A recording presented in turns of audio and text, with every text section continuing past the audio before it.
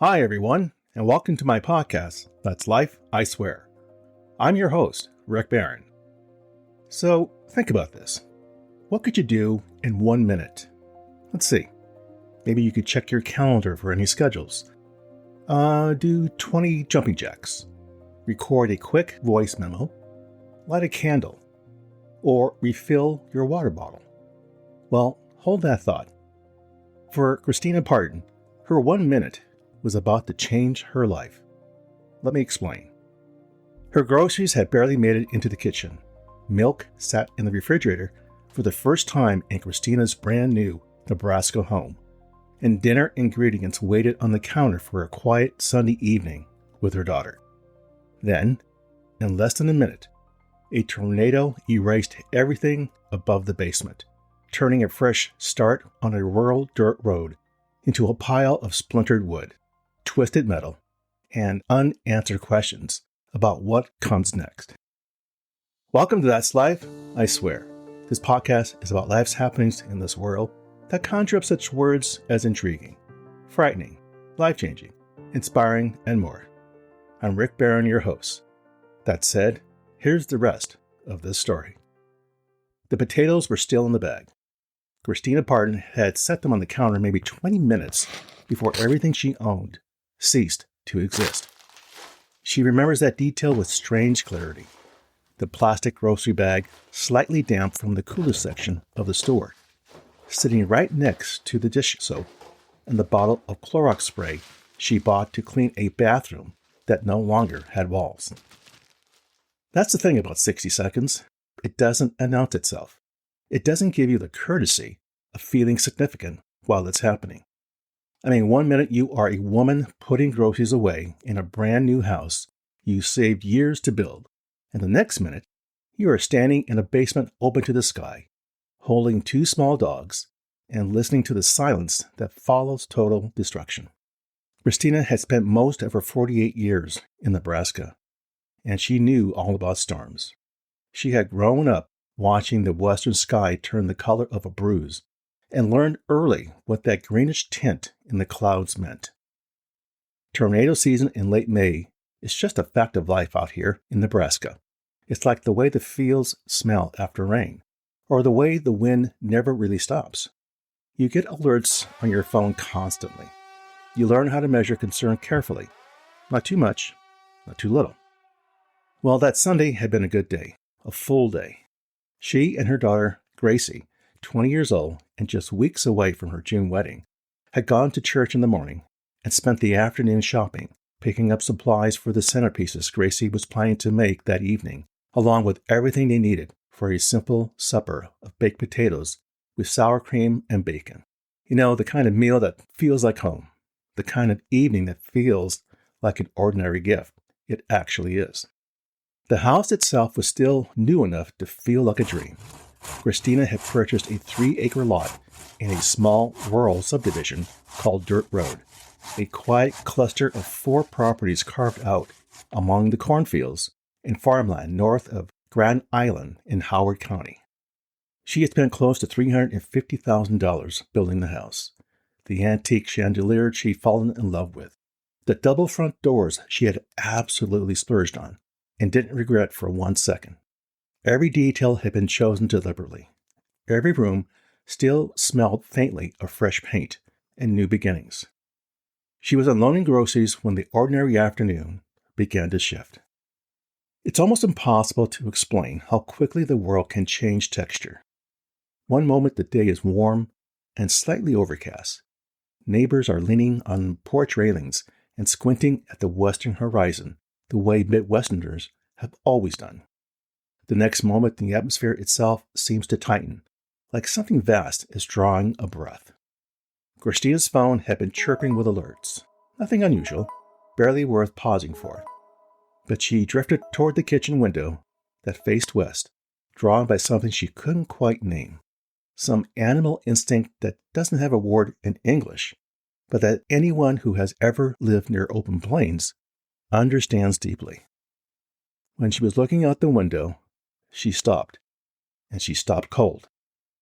A dark wall was moving toward her, not drifting, not approaching, moving.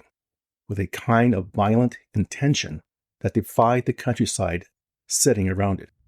There was green embedded in it, the particular green that means hail, that means rotation, that means simply run like hell.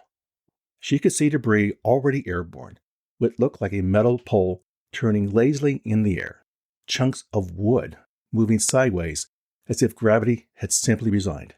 Across the small rise nearby, her neighbor's house appeared to shudder on its foundation, trembling like something alive and frightened, beginning to rise. And then her ears popped. You know, that sudden pressurized equalization you feel in an airplane climbing hard. The sensation that always means the air around you is doing something it shouldn't. She screamed, and she screamed hard. That's the honest word for it. Not called out, not warned, but screamed, and grabbed Samantha and Finn, her two small dogs, tucking them under her arms and taking the basement stairs in what felt like a single movement. She was shouting for Gracie, who was in the shower, and Gracie heard something in her mother's voice that required no interpretation. She stepped out, wrapped herself in a towel, and ran like hell. They made it downstairs and waited and waited, and then Christina folded herself over her daughter on the basement floor. They were crying. They were praying. They were asking out loud in voices they could barely hear over the shrieking of metal somewhere above their heads, to please be kept safe, to please let this pass, to please let them have another minute, another hour, another ordinary Tuesday. And then, as suddenly as it had arrived, the roaring stopped. It was a silence that pierced the air. Light fell into the basement from above, not the light of ceiling fixtures, but actual daylight, open sky, the kind of brightness that had no business being in a basement. The tornado had been on the ground for 11 minutes total, crossing just over 6 miles of Howard County. It had touched down with winds of 160 miles an hour. It had found the small subdivision called Dirt Road and removed it from the earth with surgical, indifferent completeness. All 4 houses, each built within the previous year, were gone. I mean, there was nothing left that indicated that 4 homes had been there a few minutes ago. The potatoes were gone. The antique chandelier was gone. The double front doors Christina had loved were somewhere in the cornfield. Everyone survived. Every family in Dirt Road had gone to their basements, and every one of them walked out. The fact deserves to be set alone for a moment, because it is genuinely extraordinary. Think about this.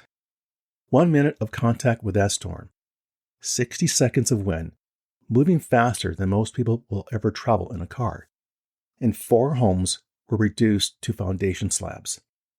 The people inside them lived because they listened, because they moved, because they ran like hell, because they decided in the compressed and terrifying space of a few seconds. By Tuesday, Christina was already trying to reckon with what comes next. The insurance company hasn't even called back yet. Well, there's no big surprise there. The lot was still hers. The land beneath all that destruction remained exactly as she had purchased it. You know, today I just feel a lot more grief, she said. Like, what do I do next? Her daughter is still getting married in June of 2026. The centerpieces still need to be made. But it took but 1 minute to take the house. And thank God it didn't take anything else. So what can we learn from this story? What's the takeaway? One of the deepest takeaways from this story is how quickly ordinary life can change. I mean, one moment, Christina Parton and her daughter were unpacking groceries and planning dinner. Minutes later, their new home was completely gone. The story is a reminder that disaster rarely announces itself in dramatic fashion at first. It often arrives in the middle of routine life. But the story is not only about destruction. It is also about preparedness, instinct, and survival. The family survived because they acted quickly and took the storm warnings seriously. In Tornado County, experience can sometimes create complacency. But this story underscores why warnings matter and why emergency planning saves lives. Another lesson is the fragile nature of what we build, materially and emotionally. Christina had invested money, hope, and personal dreams in that house, from the chandelier to the wedding preparations happening inside it. The tornado destroyed the structure, but not the people, not relationships, or resilience underneath it. There's also a powerful human truth running through the story. Communities recover because people do. Emergency responders arrive within minutes.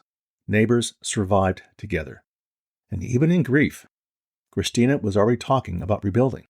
That reflects a resilience common in disaster zones across the Midwest and elsewhere. People mourn deeply, but they keep moving forward. And the broader takeaway may be this. We cannot control where the storm goes, but we can control how prepared we are, how we respond to a crisis, and how we help one another rebuild afterward. Well, there you go, my friends. That's life, I swear. For further information regarding the material covered in this episode, I invite you to visit my website, which can be found on Apple Podcasts, for show notes and the episode transcript. As always, I thank you for the privilege of you listening and your interest. Be sure to subscribe here or wherever you listen to podcasts so you don't miss an episode. And we'll see you soon.